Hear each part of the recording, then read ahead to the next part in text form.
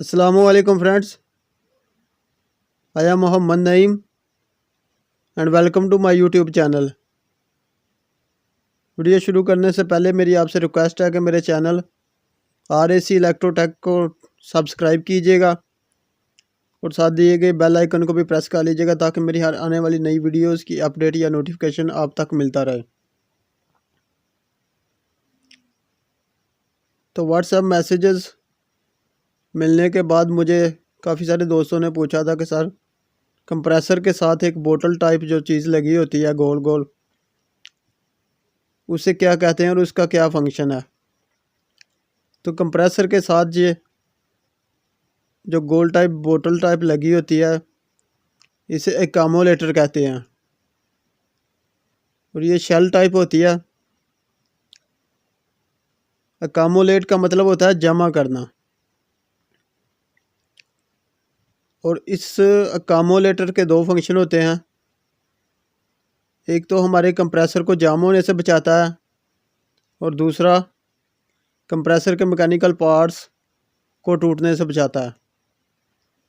मसलन कंप्रेसर के mechanical parts को कहीं कैसे टूटने से बचाता है, तो हमारा कंप्रेसर जो है वो सिर्फ गैस को कंप्रेस करने के लिए बना होता है और जब हमारे वेपोरेटर पर लोड कम होगा तो लिक्विड जो है वो हमारे अगर डायरेक्ट कंप्रेसर में चला गया तो हमारे कंप्रेसर के जो मैकेनिकल पार्ट्स होते हैं, पिस्टन, सिलेंडर, क्रैंकशाफ्ट वगैरह जो है वो डैमेज हो सकती है। उस लिक्विड की वजह से मैकेनिकल पार्ट्स डैमेज हो सकते हैं। तो जो लिक्विड आता है वो इस शेल में स्टोर हो जाता है और कंप्रेसर की हीट और एम्बिएंट टेम्परेचर की हीट की वजह से वो वेपर में कन्वर्ट होकर हमारा जो है कंप्रेसर उसको सक कर लेता है।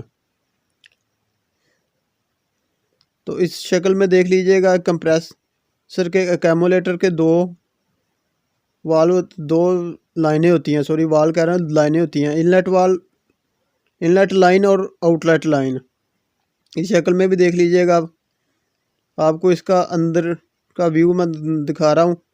ऊपर वाली जो लाइन है वो हमारी इनलेट लाइन है और ये नीचे वाली लाइन जो है जो ऊपर जाकर खुल रही है ये हमारी आउटलेट लाइन है। तो इसका अंदरूनी हिस्सा तो मैं आपको बताता हूँ। ये ऊपर वाली लाइन जिसके ऊपर लिखा हुआ इनलेट, ये हमारी इनलेट लाइन है। इनलेट लाइन के नीचे और ये देख लीजिएगा नीचे जो लाइन नज़र आ रही है आपको, ये पाइप, ये हमारी आउटलेट पाइप है, हमारा आउटलेट पाइप है। इसके थ्रू ही हमारा जो गैस है वो जाता है कंप्रेसर में।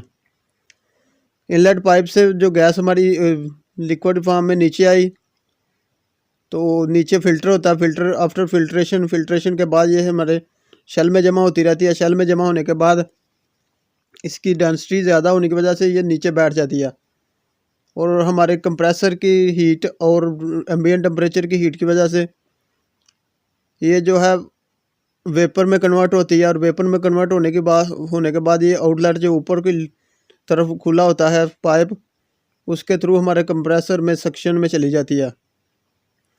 हमारा कंप्रेसर इसको आउटलेट के ज़रिए सक कर लेता है। तो एकामोलेटर के दो तीन फ़ायदे जो हैं।